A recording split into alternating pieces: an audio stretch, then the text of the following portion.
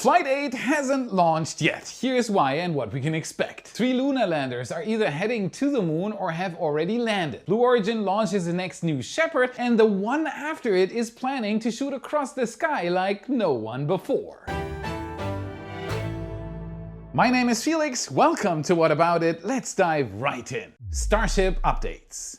SpaceX initially rolled out Booster 15 on February 24th, but with a slightly different look. The 230-foot-tall behemoth was without its hot staging ring, a key component for completing the mission and sending Ship 34 onto the flight's later goals. While we don't know exactly why this wasn't fully installed during Booster 15's time in Mega Bay 2, we saw it go in and out several times before its rollout. Cold feet, anyone? We know that SpaceX prides itself on being as nimble as possible, so it wasn't surprising that Booster 15 rolled to Pad A without its crown. Our intrepid photographer Jordan captured an interesting development on top of Booster 15. For days, the community was curious why the hot staging ring had been moved in and out of the Mega Bay several times, ultimately attached at the launch site and then removed again. What Jordan found seems to indicate that SpaceX installed 2 struts on top of the booster, seemingly to keep its original shape integrity. Did Booster 15 somehow get warped and this was how SpaceX chose to address it? As always, they figured it out and the ring was eventually installed again and not taken off, so it worked. Do you feel like doing something crazy? Check out redlineheli.com/Felix for a once-in-a-lifetime experience and $25 off flying in a helicopter above Starbase. The Redline helicopter team is waiting for you. They'll show you the same views our photographers get on their Starbase flights. After the first hot staging ring installation, Pad A's chopsticks did a few catch attempt tests before moving off to the side and positioning themselves for an eventual Ship 34 lift. The FAA officially cleared Starship ahead of Flight 8. On February 26th, the agency completed its safety review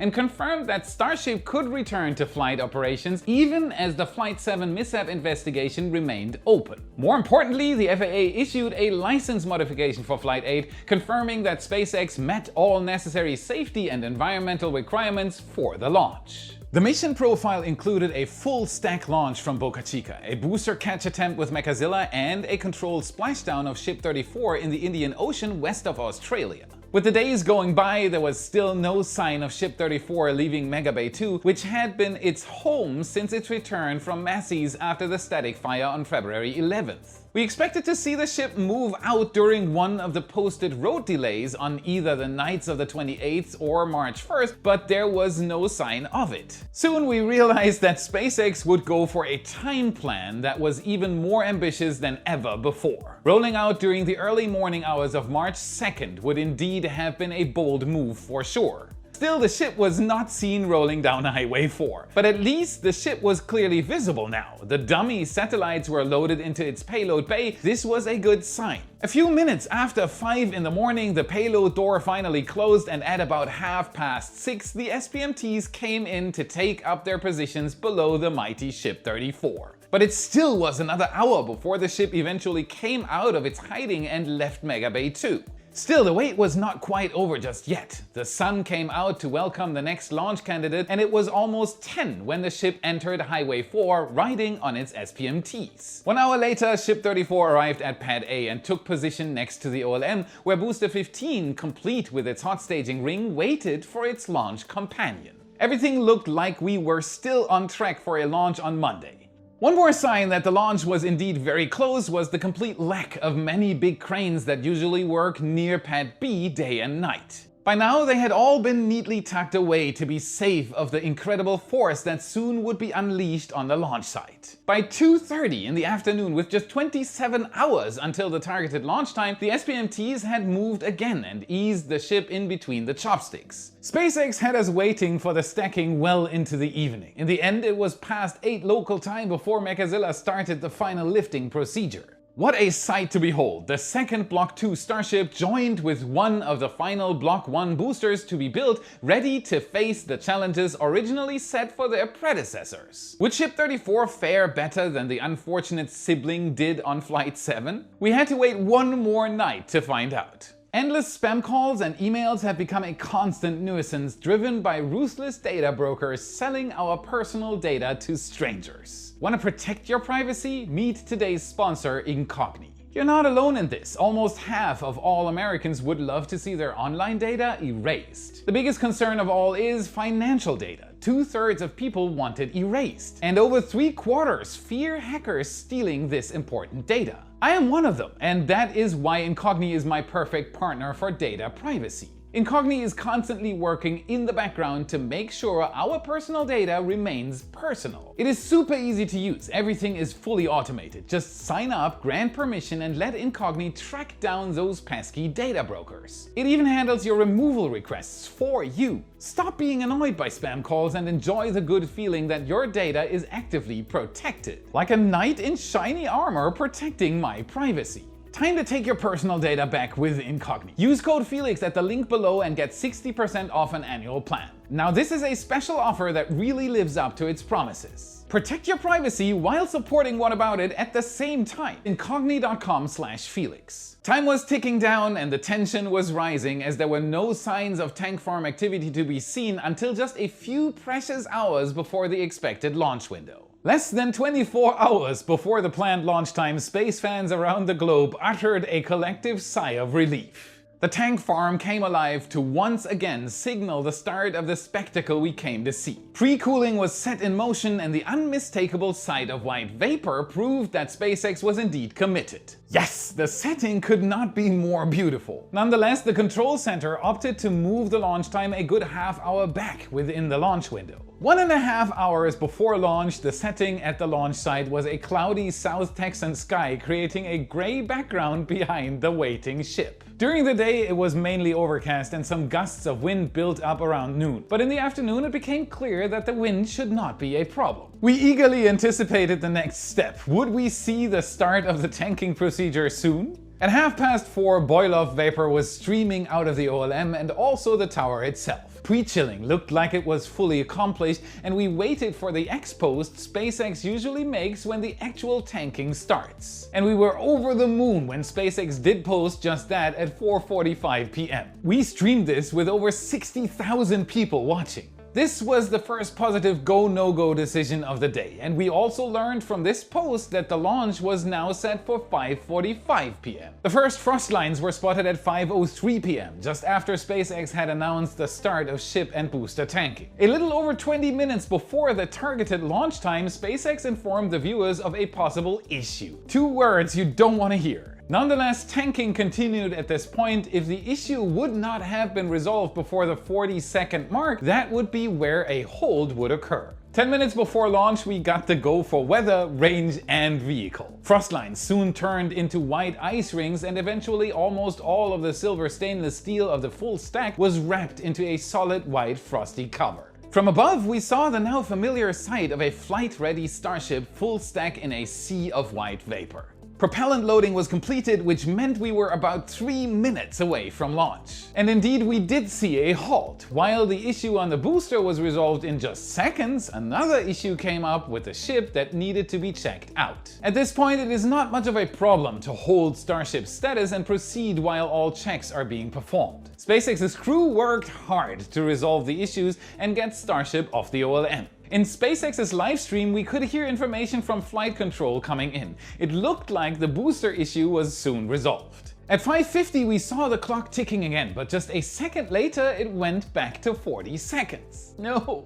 The ship had evidently shown a small alarm as well. And then the booster tripped a few automatic alarms. These ultimately led to a scrub at 5:52 p.m., so detanking was today's final step instead of a launch. 40 minutes after SpaceX had announced to stand down from the day's test, we were given more information on X. The X post read like this: too many question marks about this flight, and then we were 20 bar low on ground spin start pressure. Best to destack, inspect both stages, and try again in a day or 2. So we can conclude that it is very likely not a major issue, and we can still expect this launch to take place this week. After all, this now was effectively a wet dress rehearsal, and these are performed to find these last-minute errors, often caused by things as simple as a faulty sensor. Faulty sensor.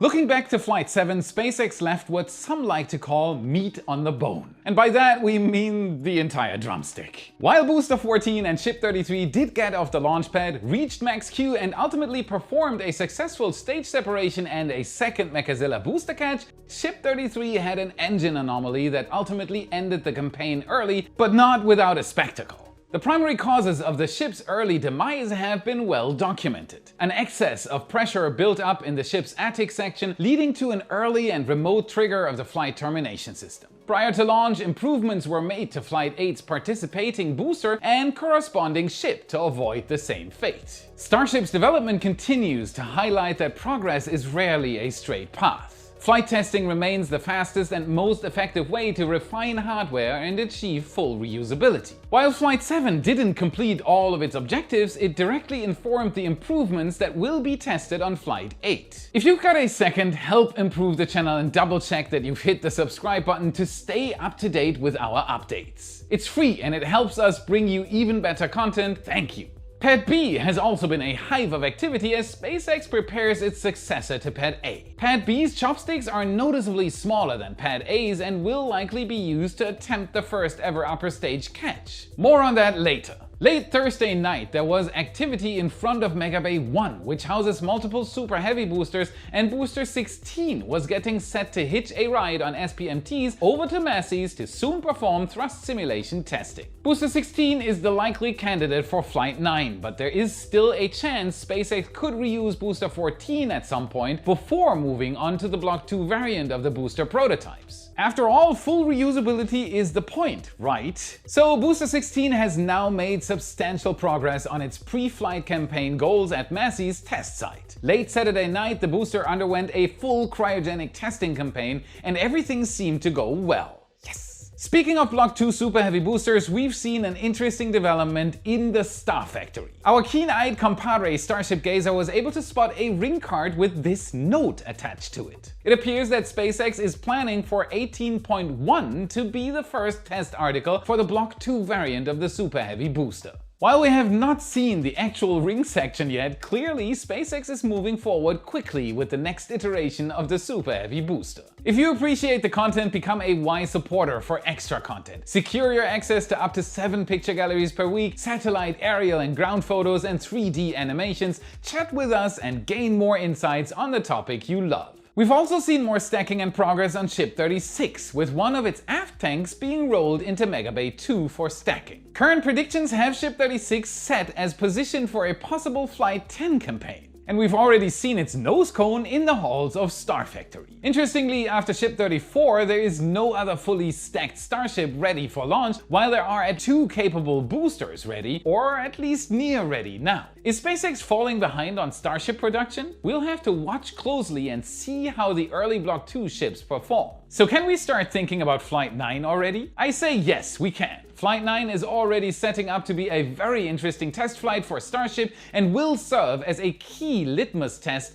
and progress check for where the program is standing. As of now, SpaceX has caught multiple boosters after re-entry but has not yet attempted a ship catch. SpaceX's intent is clear. The Flight 9 FCC approval includes a catch for both the ship and the booster. Ship 35 is likely the candidate for the mission, and its nose cone has been spotted with catch attachments already before. It certainly seems like SpaceX is getting ready to attempt to catch a ship for the first time, and Pad B seems like it has been preparing for this too, with all of its new tests and rapid progress recently. If Flight 9 goes according to plan, we could have 2 returned test articles to gawk at after the mission is complete. It's time to give the Indian Ocean a break. Can SpaceX keep up the blistering pace of these test flights? Flights 5 and 6 were very close together after the delay and subsequent battle with the FAA after Flight 4, and things are only supposed to speed up from here. Far be it from any of us to advise the most intelligent engineers in the world to use caution, but SpaceX has proven time and again that it prioritizes the bigger picture first and foremost, and that is extending humanity's footprint off of Earth and onto Mars and other worlds. We'll keep our eyes peeled for the latest updates, and our photographers in the field will as well. While Starship continues to progress down its path to getting humans to Mars, the Moon has been seeing an increase in missions lately. Recently, the Intuitive Machines 2 mission contained lots of fascinating and important passengers that will be key for future research. Intuitive Machines' Athena lander, Astroforge's Odin spacecraft, and NASA's Lunar Trailblazer were among the passengers. Athena is the third lunar lander that is now en route to the Moon, the most at any point in history. Recently, Intuitive Machines' Odysseus lander, part of the IM-1 mission, successfully touched down on the lunar surface and was the first successful lunar landing from the United States in more than 50 years. Other primary payload members on the IM-2 flight include NASA's Prime 1 experiment, which includes a Trident drill to extract polar ice from the Moon and a spectrometer to analyze material.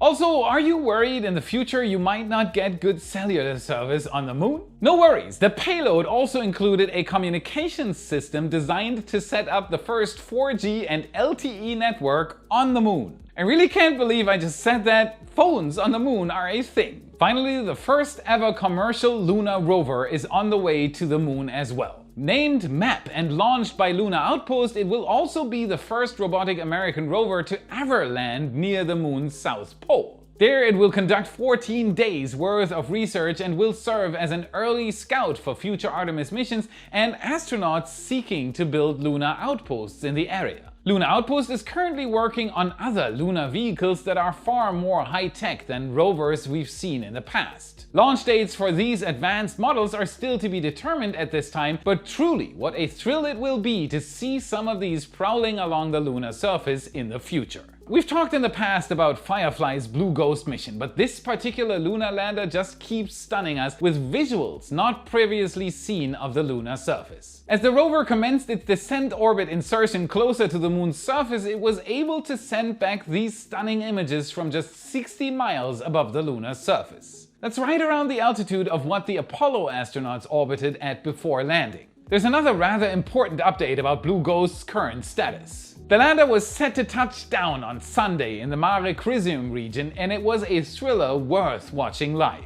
Many lunar landers in the past have failed to soft land on the lunar surface, mainly due to its missing atmosphere and low gravity, which makes it a very delicate task to set a lightweight lander down and make sure it stays upright and operational. Firefly has pulled it off. After a textbook descent including what can only be called an orchestra of thruster firings, Blue Ghost has achieved what others often couldn't. Power is nominal, the vehicle is charging, and then reports lunar gravity and vehicle is stable. Yes!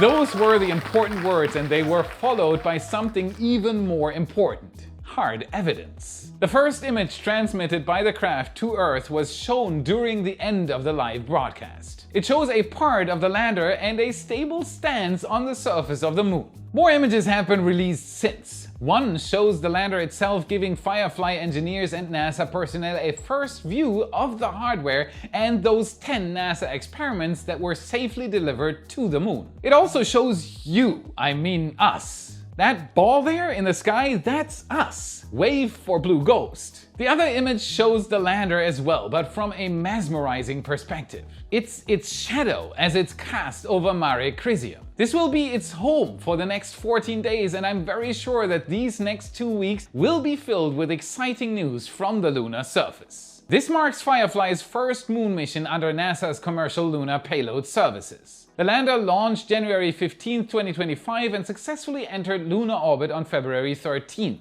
Its instruments will study lunar regoliths, geophysical properties, and how solar wind interacts with Earth's magnetic field. The mission's operations will cover a full lunar day before the Moon's frigate night sets in. If all goes to plan, Blue Ghost 1 will be a major step in expanding the lunar economy and supporting Artemis-era exploration. Firefly's next lander is already in development, aiming for a 2026 mission to the Moon's far side, which is an even bigger challenge. So far, the visuals it has provided have been exceptional, and I'd only expect them to get better. On to some more terrestrial news. Blue Origin recently launched its 30th new Shepard mission, designated NS-30. It flew on February 25th, sending 6 paying customers into space. This mission marked the program's 10th human spaceflight. Time flies when you're having fun. Although it was brief, the mission was packed with highlights. It launched from Launch Site 1 in West Texas around 10 a.m. local time and carried its crew of 6 passengers 66 miles into the sky, surpassing the Kármán line, the internationally recognized boundary of space. The entire flight lasted approximately 10 minutes, with the capsule and booster executing successful autonomous landings back at the launch site. Next up is NS-31, which will feature an all-female crew, including aerospace engineer Aisha Bowie and Katy Perry. Now she really will shoot across the sky. Baby, you're a firework. That's it for today. Remember to smash that like button, subscribe for more. This is what fuels the algorithm, and this is how you can help us for free. Check out our epic shirts in your favorite Space Nerd store. A new Raptor design and our brand new Starship Block 2 design are both up. Link is in the description and in the card you should see now. Also check out our print store at shop.whataboutit.space to buy a picture for your favorite wall. A significant amount of every purchase goes directly to our photographers, and if you want to learn more about the fascinating story of SpaceX's Raptor 3 engine, watch this video next to continue your journey. Thank you very much for watching, and I'll see you again in the next episode. To pad A, not to the pad. Interesting. Orange. Trail. Orbiter.